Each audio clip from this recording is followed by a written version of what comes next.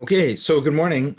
So today is the last time that we will meet to kind of go over the material for the semester in preparation of your third exam, right? So your third exam is, as a reminder, on Monday, the 10th, so this coming Monday, and the time is weird, right? Because it's the final exam time that we are taking advantage of.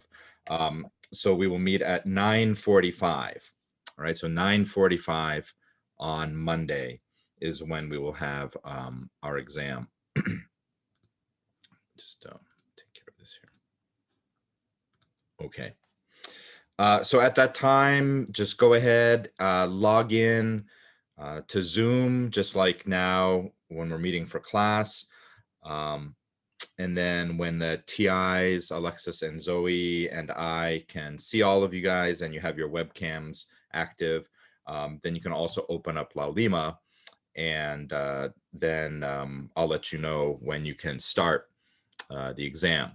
And so the exam will just be like the previous two, where it's a combination of 25 multiple choice, and there will be 3 short answer free response. You're given 4 choices. You choose the 3 that you want to type out. And then you have 1 long response, right? You're given 2 choices of topics for the long response. You choose one of them and type that out. And as a reminder, the exam will cover everything from, I guess it's week 12 through week 16. So that'll be chapters 13 through 16. Right? So you can always go and refer to the schedule of the lectures that's available in the syllabus tool in Laulima to double check and make sure that you know what you're studying. All right, let's go ahead and use this time to review. So of course, I'm not going to be able to go through every single lecture, but we'll touch upon some of the main topics to hopefully, give you a good sense of how to prepare and what different topics to pay attention to. Right. So we began the last third of the semester talking about what happens on the outside of our cancer cells. We said that up until that point, we had been really learning about all the different intracellular events that take place having to do with oncogenic pathways, tumor suppressor pathways, regulation of the cell cycle, right? And so we had said that much of the class was just looking inside the cell itself to try to understand mechanisms by which mutations can cause the acceleration of the cell cycle, the release of the brakes that normally keep the cell cycle from moving forward, and as well, things like mutations that prevent the cell from undergoing apoptosis properly. So for the final third of the semester, we began to look outside and really understand that the cell is not operating in isolation. Even though we talk about the fact that a tumor always begins with one specific cell that undergoes transformation, and it goes through that long drawn out process, right, of many generations of dividing and dividing, with most of the cells, the daughter cells, doing the right thing, undergoing apoptosis, or if they've lost the ability to make that decision about apoptosis themselves, right, then we subsequently learned that we have other mechanisms like our immune system that move in and can take them out, right? But as those individual cells build up mutations, then things get crazier and crazier, and you end up creating a situation where you're selecting for cells that are stumbling upon different mutations that give them that next sort of increment of growth advantage and that next increment of loss of control. Right. So this was a very good time to start thinking about what's going on surrounding the cell. We said that the cells in our tissues are surrounded by an extracellular matrix. Right. In this extracellular matrix is the space between cells that contains a lot of proteins, as well as a whole mix of different types of signaling molecules that are floating around. And the particular form of the extracellular matrix that is highly relevant to our discussions about epithelial cells, right? Because again, our course sort of focuses on epithelial cancers as a convenient model for us to learn about cancer. We said that the extracellular matrix surrounding the epithelial cells has that important function of being the basement membrane, right? And so the ECM, or the specialized basement membrane, provides anchorage so that epithelial cells know, or they can detect, that they are sitting in the right spot, right? And importantly, storage of mitogenic signals. So recall that this cartoon here, where we're looking at the plasma membrane of a cell, and this is all stuff that's immediately just outside of the cell membrane. And you have this network of different types of fibrous proteins like collagens and laminin that form the basement membrane. And they provide an ability for things like the integrin receptors, these green things peeking out from the cell membrane. I mean, I don't know why they're peeking out of these little holes in the cell membrane, right? I mean, I think you guys all know really what we're talking about are proteins that are sort of anchored in the cell membrane because of hydrophobic amino acid residues that keep these proteins happily kind of floating in the membrane, right? But these integrins can bind to and sense the fibrous proteins of the basement membrane, and that's how they signal the epithelial cell to let it know that it's in the right spot. So it should be happy and it should do its normal epithelial cell functions. Remember, we learned earlier in the semester that when epithelial cells fall off from the basement membrane, and this happens all the time, right? Because all the linings of things like the ducts in your tissues, as well as the vessels, like your blood vessels, or the lining, of course, of major systems like your respiratory tract, and more importantly, gastrointestinal tract, right? Epithelial cells are falling off all the time. And we said those epithelial cells, if it's in your GI tract or your respiratory tract, whatever, you're just going to lose those cells. They're just going to die, right? Because they're already kind of outside of your body. But the ones we worry about are the ones that are sort of in the tissues of our body. Epithelial cells that fall off and end up in the blood going around. You don't want them to end up somewhere else where they don't belong and start growing something like, a lung cell in your foot, or a kidney cell, in your lung, right? I mean, that's why when epithelial cells lose that anchorage signal, right, they undergo that special type of apoptosis known as anoechis, right? So the other thing that's important about the extracellular matrix, as we said, is it's almost like a net that catches lots of potential mitogenic signals and prevent them from actually being received by the cell. So it's like a reservoir of lots of growth factors and things that aren't quite reaching the surface of the cell, right? All right.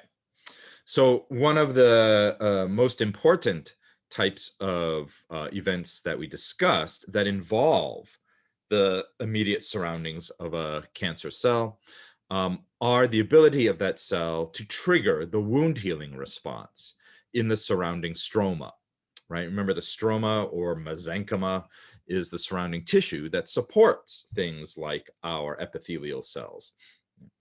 And you'll recall that as a tumor gets bigger and bigger and bigger, as the natural selection that's taking place of different populations, subpopulations of cells within the tumor, get to the point where you have certain populations that are taking over and you're getting a large tumor, right? Pretty soon that tumor has certain challenges, right, that it's facing.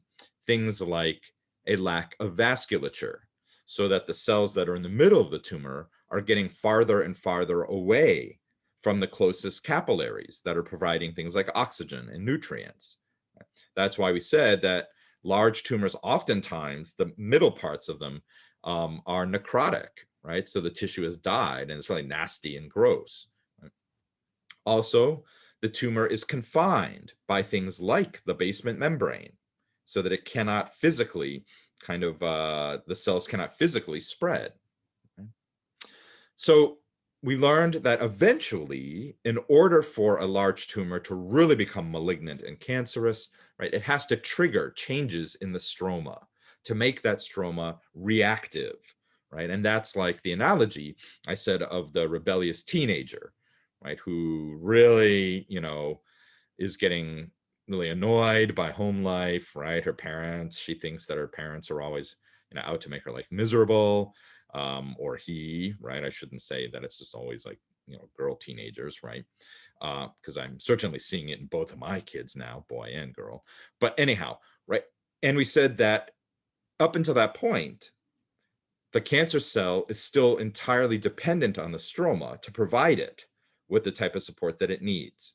But if it begins to manipulate the stroma, and you end up getting kind of a crazy dynamic taking place between stroma and the cell, so now we're getting into this dialogue, right, of things happening not just within the cell itself, but messages getting confused between the cell and the surrounding supporting tissue. Right? That's when you start getting into trouble. And one of the big events, of course, is this wound healing response. So remember, this flow chart here is actually meant to reflect what normally happens in the course of wound healing. Right?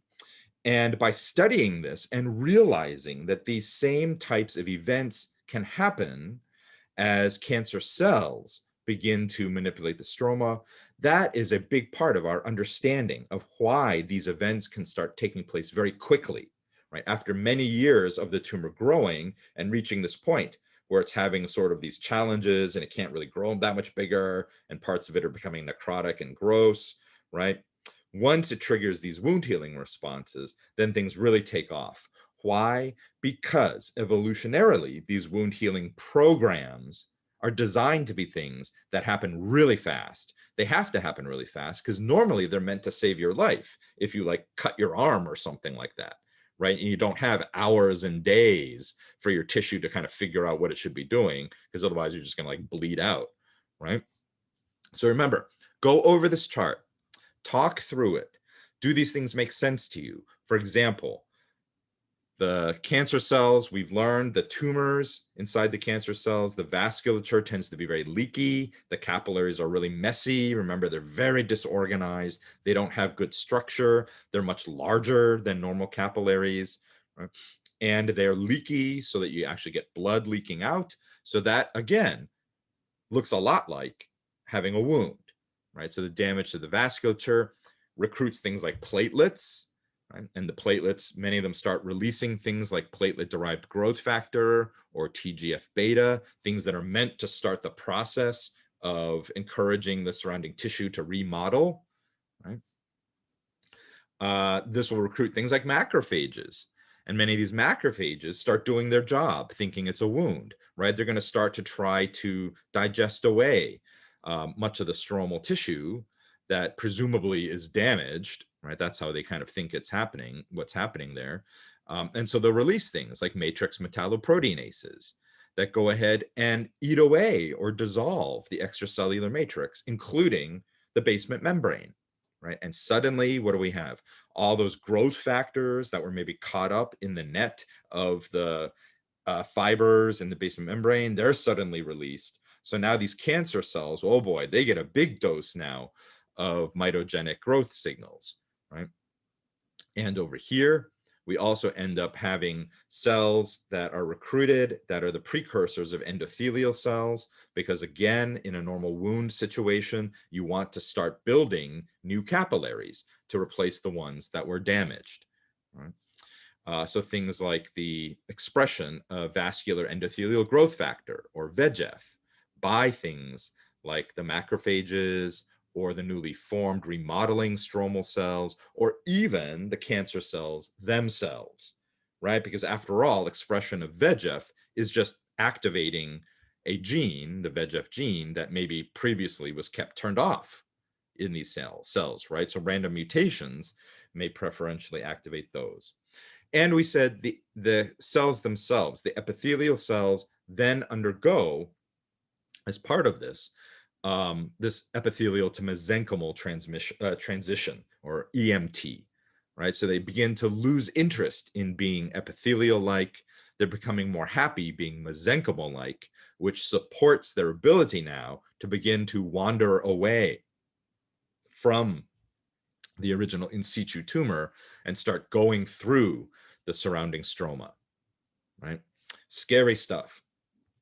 All right, so a reminder that things like the expression of VEGF is really important in order for a large tumor that's stressed out because it's not getting enough blood supply, right? If it learns how to encourage or recruit more capillary growth, that's a big part of the tumor now really taking off, right, and growing larger. So we learned that the VEGF gene is controlled by transcription factors like the HIF proteins.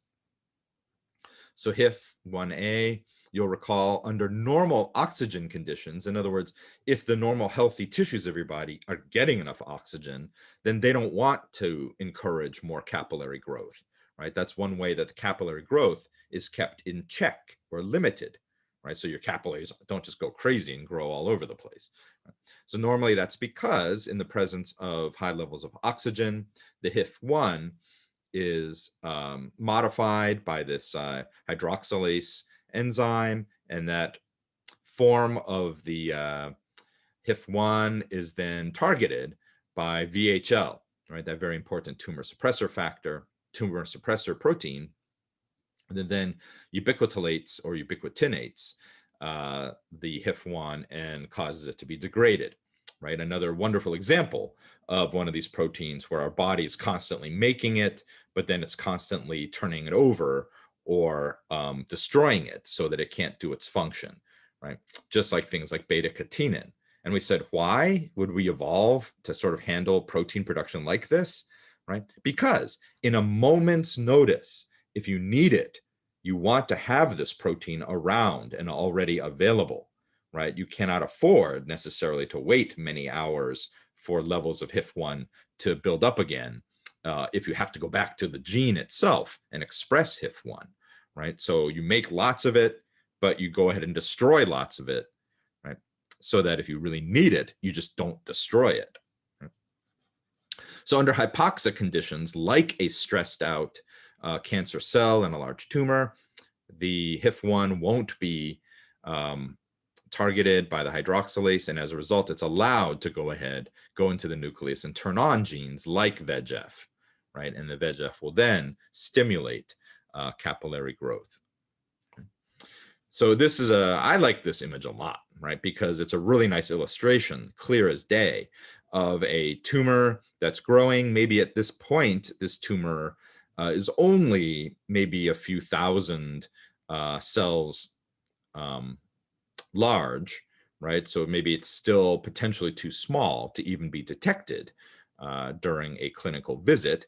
But we can see evidence that at this point, the cells in the middle, right, are beginning to get kind of stressed out, because here's the closest capillary in cross section, this brown thing towards the right here, right? So that was the closest capillary.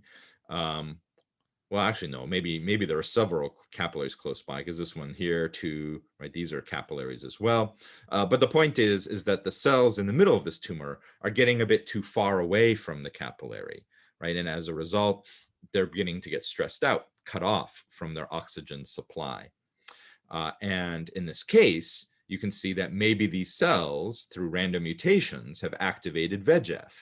And as a result, endothelial cells from this capillary are attracted, and they begin to form new capillaries that supply this growing tumor. The reason I like this illustration so much, besides the fact that it's really clear and you can see what's going on, is you can still sense the presence of the basement membrane, right? Even though you can't really see it, you know that that basement membrane is right here, because you can see how cleanly there is a physical barrier between where the cancer cells are contained and also the ability of the capillaries that are being attracted to it and growing all around the outside, right? There's little evidence that the capillaries are being able to grow in. And that's because the basement membrane is still intact, right, at this moment. All right. So in order for tumors to really take off and grow much larger, they have to be able to do this angiogenic switch, right? They need to be able to really attract capillaries, and not only capillaries to the outside of the tumor, but if the tumor is getting large enough, eventually they need to be able to encourage the capillaries to grow into the tumor as well. So we learned that being able to limit vascularization, or the growth of capillaries, is another way that we naturally, our tissues are designed to sort of help keep the brakes on tumor formation. Right? So here we see up on the top here, an illustration of some tissue. So this is normal skin. So you have your epithelial cells maybe above this dotted line over here. Right, so these are maybe keratinocytes, for example, lined up here. There's the basement membrane, which is the dotted line, and below it you have your stromal cells, right? And then these sort of red smeary things are the capillaries that happen to be running through this region over here. Right? So maybe this is the normal thickness of this keratinocyte layer. So when you start getting hyperplastic, meaning you begin to lose control over proliferation, you can see that layer is getting thicker, right?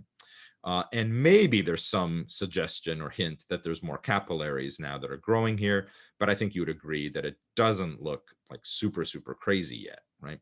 So the thing that must happen really in order for these cells to take off then is they have to break through the basement membrane.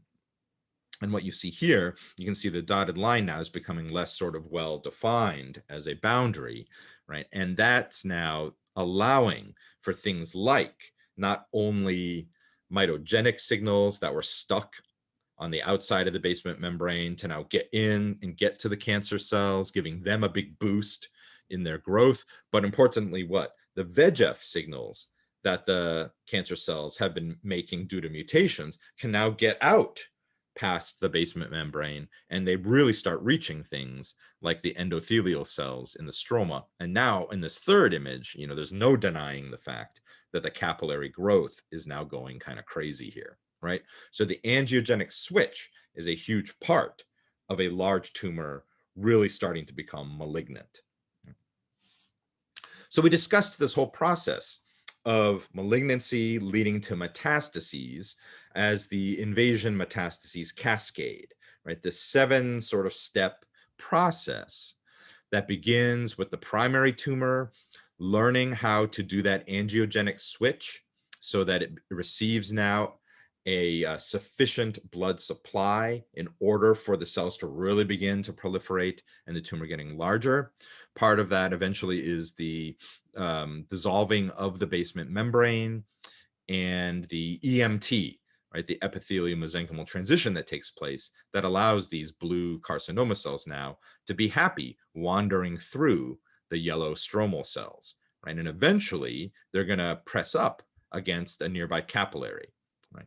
And I think one thing that you should realize, and you do realize now, is that it's not like they have to wander far, right, to get to a capillary. And in fact, you might think of this as being like, for example, this cell that's pushed up against this capillary here, you might say, oh yeah, in the first illustration, maybe that's this guy over here, right? And he's pushing towards like this blood vessel down here, when in reality, inside the tumor, right, you're having this crazy network of chaotic capillaries forming. And so along any of these points, you have cancer cells that are pressed up right against capillaries, right? So this is why I said, it's not like you imagine that there's like the slow little trickle of little cancer cells entering the blood from the tumor, right? In reality, right, it's this massive rush of hundreds of thousands of cancer cells entering these capillaries at every moment, right? And they're getting into the blood. So this is what we call intravasation. When they breach the capillary wall, get in, and remember right away in the blood, boy, it's kind of a rough place, right? Because these are not cells that are necessarily designed or intended to be able to be built to travel through blood, right? So many of these cells just get sheared apart in the blood because of the physical stress of it. But remember, things like platelets will be drawn to these cells, and these platelets can coat these cells and give them some protection, right? And other blood components as well. So then they'll get to places like the heart, right? Because they'll be entering the circulation, they'll get to the heart, and then the heart is going to pump them to other places, first to the lungs, and then back again, and then out to the other parts of the body, right? Like bone, brain, etc.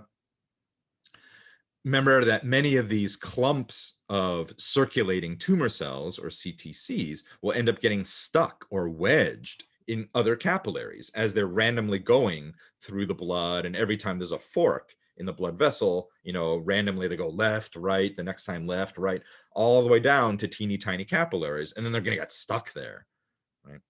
So when they get stuck there, then we call them what? We call them disseminated tumor cells, because they stopped circulating around. They will extravasate, right? That means they will go ahead and they'll squeeze out of the blood vessel and get into the surrounding stroma of this new destination, wherever they ended up randomly, right? And we said a lot of that is because why? Now that they are far away from that original primary tumor, where things were getting all crazy and like toxic relationship between the teenager and their parents, right? That's just like the cancer cell rebelling and having this crazy toxic relationship with their reactive stroma.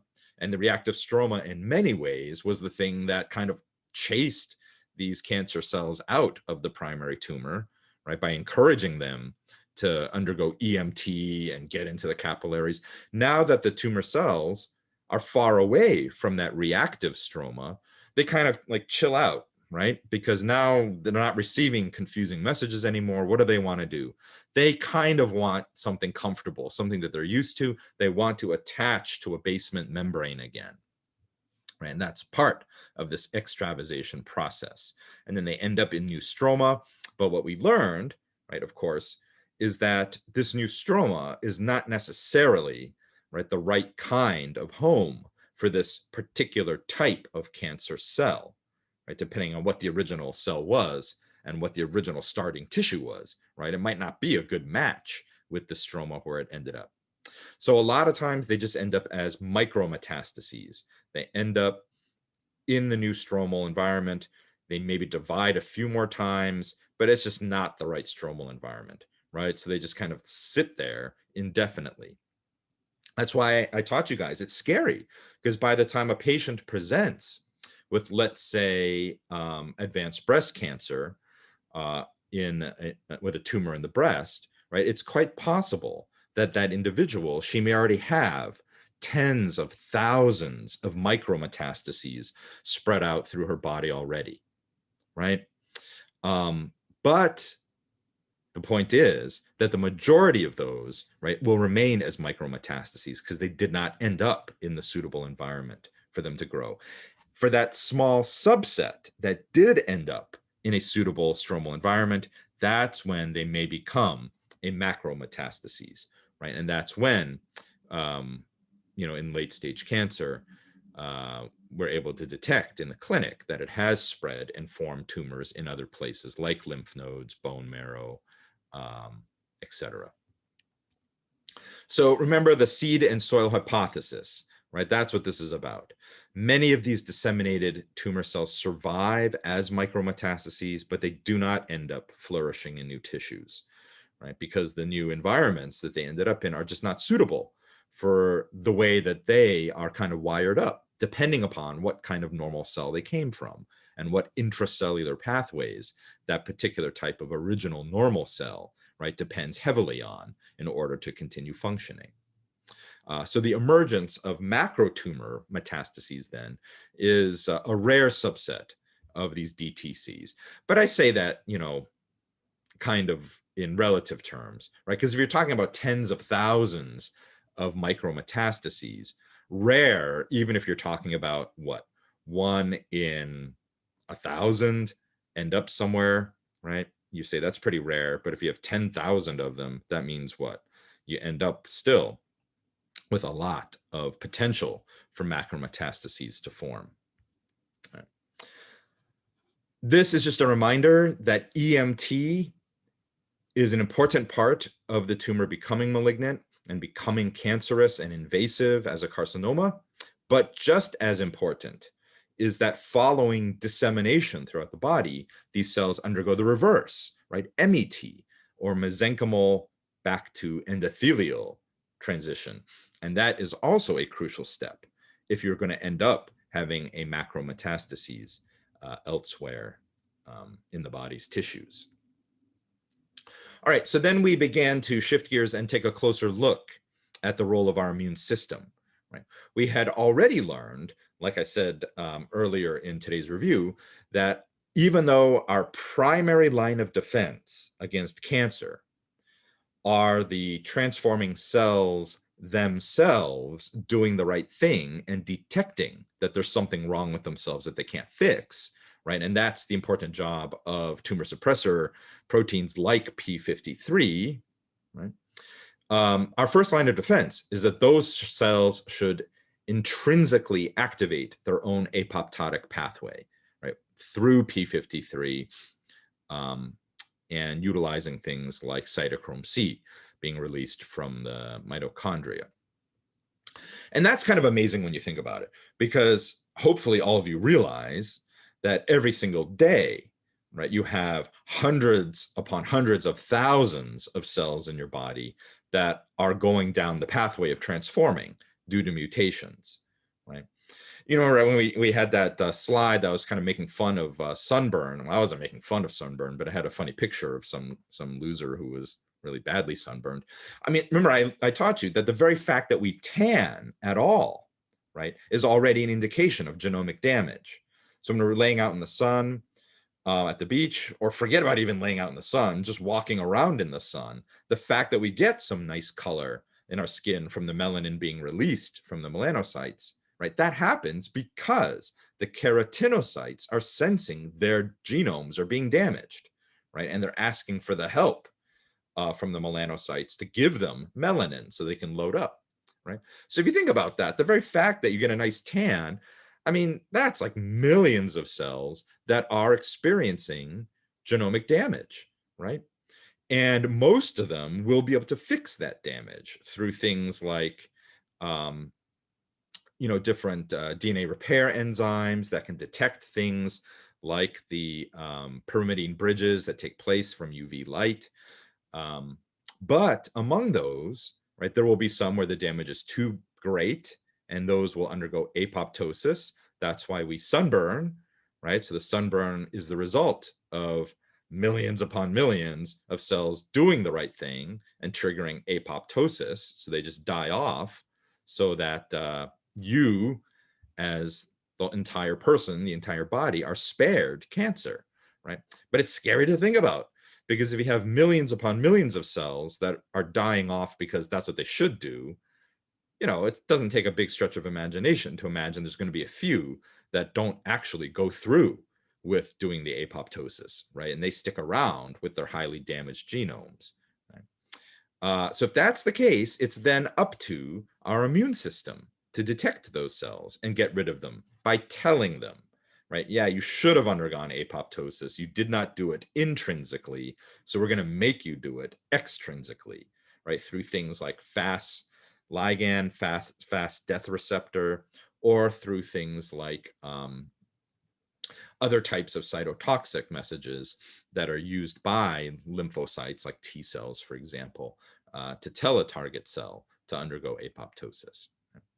So we said, if you end up actually having cancer, that implies automatically that if you have cancer cells that have managed to get to the point where you even have a tumor, that some point along the way, the mutations that they've stumbled upon are mutations that are allowing them to evade detection by the immune system.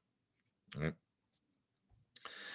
So we looked at some examples of different antigens that might be present or presented by cancer cells that might serve to either uniquely identify them as being a particular type of cancer, or these are antigens that are just normal everyday proteins that maybe normally should not be expressed in such amounts, for example, in a particular cell that normally has no business expressing this particular gene. Right? So this gives us tumor-specific antigens as well as tumor-associated antigens. And this table was a good one for you to kind of look at.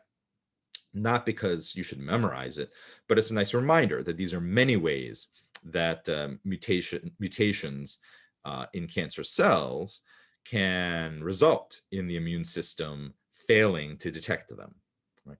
Everything from mutations that might downregulate or eliminate the expression of proteins like the MHC proteins that form those MHC platforms on the surfaces of cells that our cells use to display or advertise what's going on inside of them, so that patrolling immune cells can come and check them out and make sure they're normal compared to cells that have maybe weird signals that are being expressed. Cells can do things to actively inactivate immune cells that are coming to try to detect them. Cells can avoid apoptosis. Cells can even do things like neutralize components of our immune system that are just proteins, like the complement proteins, right, that normally are used to coat or opsonize target cells to make it easier for the immune system to destroy. Right, so certain mutations in cancer cells might actually interfere with that process as well. Right? So don't memorize this, but read through it, and just so you can get an appreciation for these different types of clever strategies that cancer cells sort of use. Right? And again, I often say clever strategies, or these cancer cells are so devious or insidious or whatever, right? But the amazing thing is, and you all know this, right? These cancer cells aren't actually thinking about what they're doing. They're not planning anything at all, right? It's just random mutations. That's the nature of cancer. And the more down the road, the more a cancer has progressed or tumor cells have transformed, right, the more rapidly they get additional mutations, right? Because the stability of the genome is less and less maintained or monitored, right? So those cells that just stumble upon the right combination of mutations, they will have the growth advantage, right? That their neighboring cancer cells that are busy stumbling upon other mutations, they may not have these same advantages. Right? So that's why you suddenly have certain populations of those cells really begin to take off, and they take over in the tumor. So we said that if cancer cells have different types of signals on their surface that are suitable for the immune system to detect, and really it's just a matter of a person who has a cancerous tumor, right? Those cancer cells have somehow managed to just kind of evade detection, right? It does not mean that that person's immune system itself is somehow weakened or deficient or compromised, right? A cancer patient can have a nice, robust, strong, fully working immune system. It's not seeing their cancer cells, right? So we can therapeutically get the immune system to pay attention to something that it previously was ignoring. And I was encouraging you to think about the fact that these types of approaches, right, are, in my opinion, way more powerful and effective than just looking at other types of chemotherapeutic drugs, right? Because if you can wake up a patient's own immune system and get it to work, right, that is by far the more powerful mechanism that Mother Nature equipped us with, right, to detect cancer cells to start with. So we discussed monoclonal antibodies, and we said that monoclonal antibodies can be used therapeutically because they can target different epitopes on particular types of things like receptors or other proteins that are on the surface of cancer cells. Here was an example. You'll recall that these purple and green structures are all part of these EGFR, our endothelial growth factor receptor, or epidermal growth factor receptor. Sorry, I always get that mixed up. Examples, for example, HER2 neu, which is so important in breast cancer, is one of these EGFRs. And then these blue and yellow structures are different therapeutic monoclonal antibodies, like cetuximab, trastuzumab, pertuzumab, right? That all are designed or selected for because they bind to different epitope features on these EGFRs, right? So you can use these in combination. We did look at some examples of more conventional, traditional types of chemotherapeutic drugs. And remember, these types of drugs, they're small compounds that target either things like DNA, right, and try to bind to DNA and cause adducts so that the DNA is essentially all tangled up. And so the cancer cells cannot successfully replicate. Right? So things like alkylating agents over here, or nucleoside analogs. So we discussed gemcitabine. So it looks a lot like a nucleotide. So if the patient has this floating around inside of them and it's inside their cells, every time a cell tries to replicate its DNA, and it's using all these free floating nucleotides to kind of put together A's, T's, C's, and G's to make the copy strand of DNA during replication, during S phase of the cell cycle. If you have this gemcitabine in there, right, it's going to get incorporated into the copy strand. And unfortunately, the resulting nucleotide sequence, or the resulting copy DNA, right, is not usable because this gemcitabine, right, is not a proper nucleotide.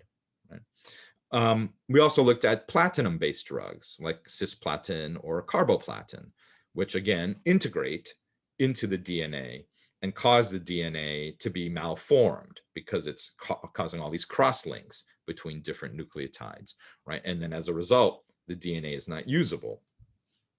We also looked at compounds that don't target DNA.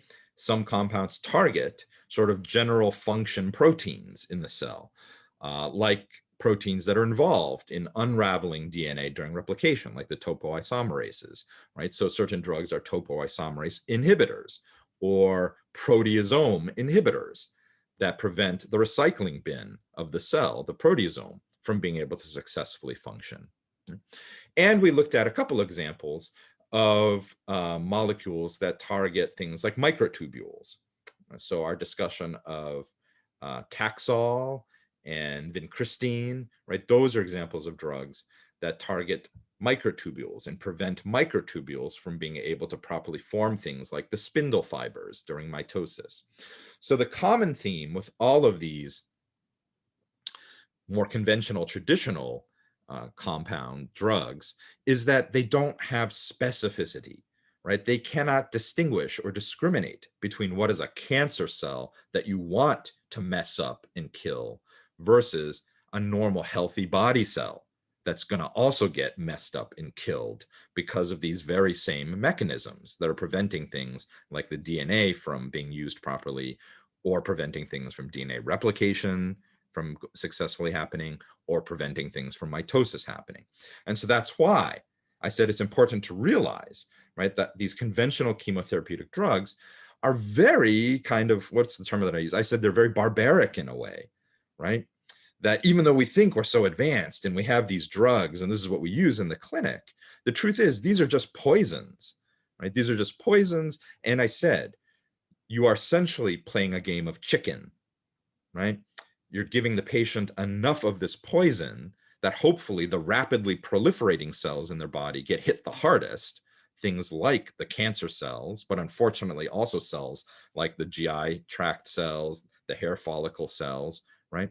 And so you're poisoning this person, hopefully to the point where their tumors shrink enough that you can quickly say, okay, we're going to stop poisoning you before we kill you. And hopefully you can then recover and your normal healthy tissues can come back, right? But you've eliminated the cancer. That's why I said it's amazing. 20 years from now, right? I think people look back at these drugs and just think, wow, we were like, this is like caveman medicine, right? Compared to 20 years from now, the really advanced stuff that we're going to have, right? But it's amazing to think this is what we still use these days. For those of you who wrote certain types of article summaries on different drug trial type of things, you encountered things like gemcitabine or cisplatin, right? And so it's amazing to think that this is what we still use, right? But that's what led us to our eventual discussion in the class about the exciting field of rational drug design, right? That the more you know about the underlying cellular biology of a particular cancer and the pathways that are the critical pathways inside of that type of cancer that are driving the tumor growth, then you can identify specific molecular targets, right? Things like the oncogenes, like RAS, or like EGFs, or like SARC.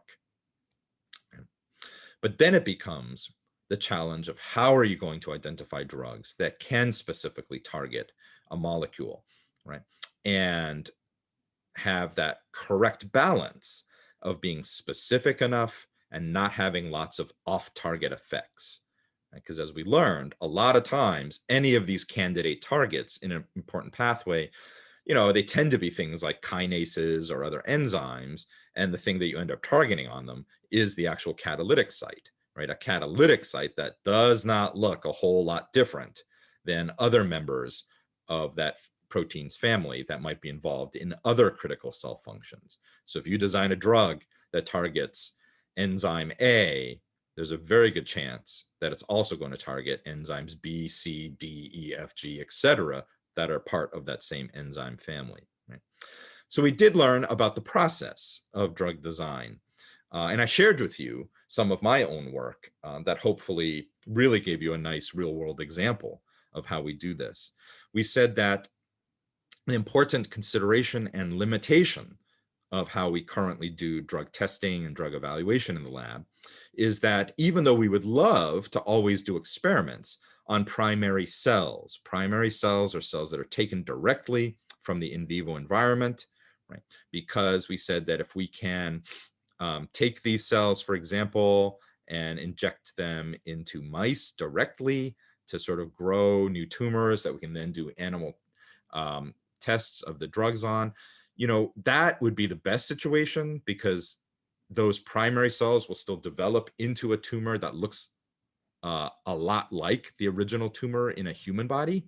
But we said for practical reasons, we cannot do that, right? Why? Because you can't always go back to the patient and say, hey, guess what? I need more cells because my experiment with my 12 mice worked really great.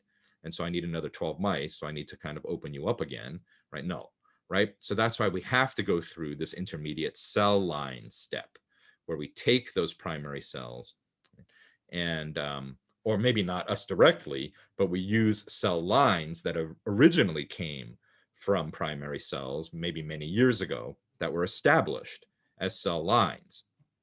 But the problem is what? If you take those cell lines and put them into mice to generate your animal models, right, the tissues look very different because they've gone through this artificial selection process of being turned into a cell line.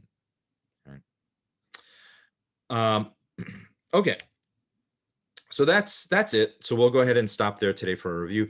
But I just wanted to wrap up. And again, I think one of the main themes this semester that I want you guys to always sort of think about and appreciate, right, is the fact that cancer is not something that just simply happens if you're not lucky, right? Or you did something because, you smoked too much for too many years, right?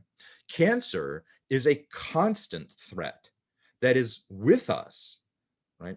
From back when we were a cell fertilized egg that started dividing, right? Many, many years ago, 21 plus years ago, right?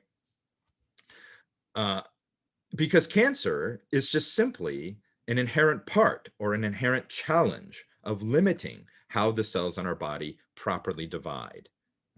So throughout the many years of your life, going from one single fertilized cell to now you sitting there as 37 trillion cells, right, which is a phenomenal number that we can't even wrap our heads around. Right? Cancer is a constant part of your life. Every single day, right, you have millions upon millions of cells, right, that are potentially getting damaged, right? And if they can't fix it, that means they're heading down the path of transforming. So one thing that I hope you've realized, right, is the fact that you have, the ability to be here 20 something years later means that our evolved mechanisms of resisting cancer are very strong and very effective, right? And so one thing that I hope you appreciate then is over the course of the semester, I think from day one, I asked all of you, what are some words that come to your mind when you think of the word cancer, right? And I think you said things like mutations or tumors, right? Or mortality, death, all negative things. And so it might have been easy for you to imagine that our course would all be about learning about how things go wrong inside of cells, right? But I want you to also appreciate the flip side of it, because the real take-home message is not all the ways that things go wrong inside of our cells to lead to cancer, right? I think the real message of this course is for you to understand how miraculous it is, right? That all the things can go right to actually prevent cancer in the first place.